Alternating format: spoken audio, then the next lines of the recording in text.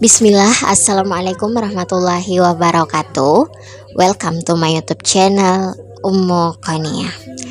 Saya ingin mengucapkan terima kasih yang setinggi-tingginya bagi teman-teman yang sudah berkenan mengklik video ini.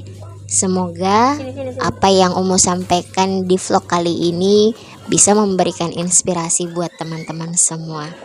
Dan jika teman-teman suka, silahkan berikan supportnya, like, komen, dan yang belum subscribe silahkan subscribe channel ini agar Ummu Qania bersemangat untuk membuat vlog terbaru. Alhamdulillah, salah satu kesyukuran kita yang hidup di era saat ini adalah adanya kemudahan dalam mengakses segala sesuatu, termasuk mengakses informasi. Berbeda dengan orang tua kita zaman dulu yang harus numpang ke rumah tetangga bila ingin menyaksikan siaran televisi atau mendengarkan siaran radio. Kalau kita saat ini cukup dengan memiliki handphone atau smartphone, kita sudah bisa mengakses berbagai hal di dunia ini, termasuk informasi, mengakses produk yang ada di luar negeri, bahkan kirim uang, transfer uang, kirim barang. Kalau dulu zamannya kirim-kirim surat itu masih agak sulit ya. Kalau sekarang bukan lagi surat tapi kirim barang, itu semakin dimudahkan oleh kecanggihan teknologi saat ini. Itu adalah kemudahan yang patut untuk kita syukuri. Tentunya kemudahan ini punya sisi positif dan negatif. Tentu untuk para penjual, para pengusaha, hal ini sangat positif, sangat bagus untuk mengembangkan usaha, dan masyarakat juga dengan mudah memiliki barang yang diinginkannya tanpa harus repot ke mall ataupun ke luar daerah untuk mencari. Tapi sisi negatifnya adalah kita menjadi orang-orang yang konsumtif. Nah, disinilah peranan kita, khususnya para ibu rumah tangga, dalam mengelola keuangan kita.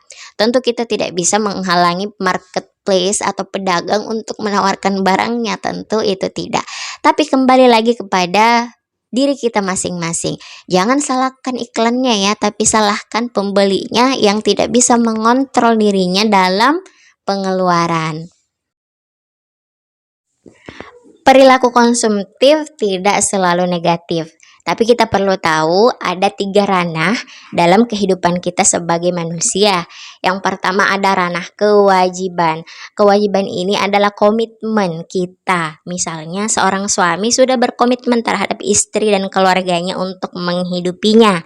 Komitmen kita terhadap suatu lembaga yang telah meminjamkan uangnya atau barangnya kepada kita, atau kepada lembaga yang sudah memberikan jasanya kepada kita. Itu adalah ranah kewajiban.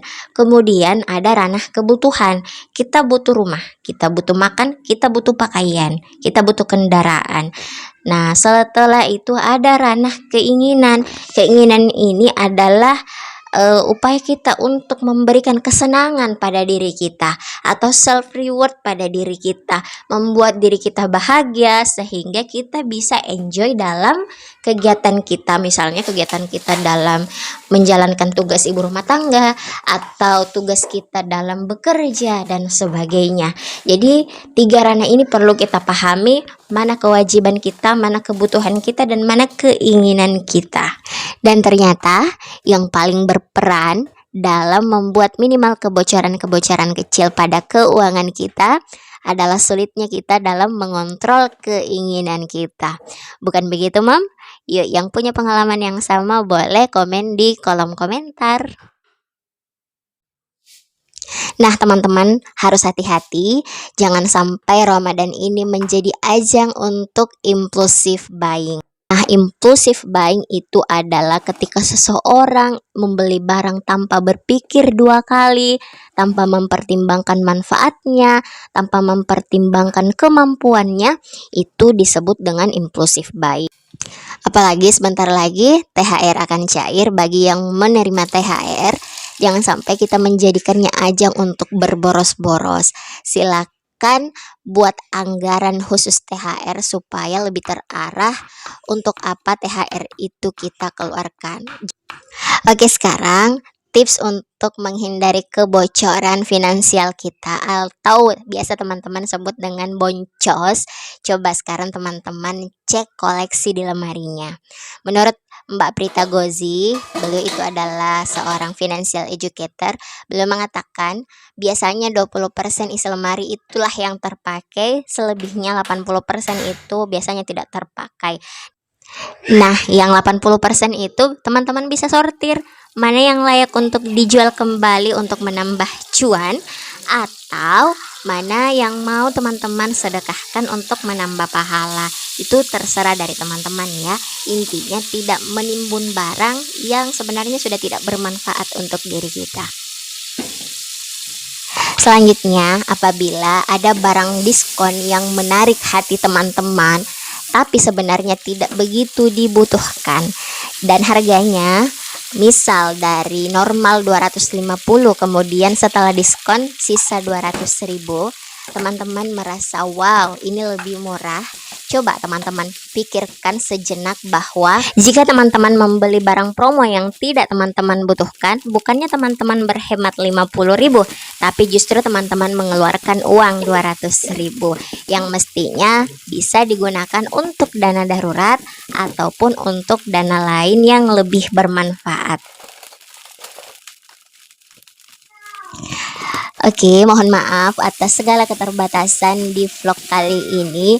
Untuk teman-teman yang masih stay sampai detik ini, Umu Konia mohon untuk memberikan emoticon ini di kolom komentar supaya Umu Konia bersemangat karena mengetahui teman-teman masih tetap setia menyaksikan vlog Umu Konia sampai detik terakhir. Oke.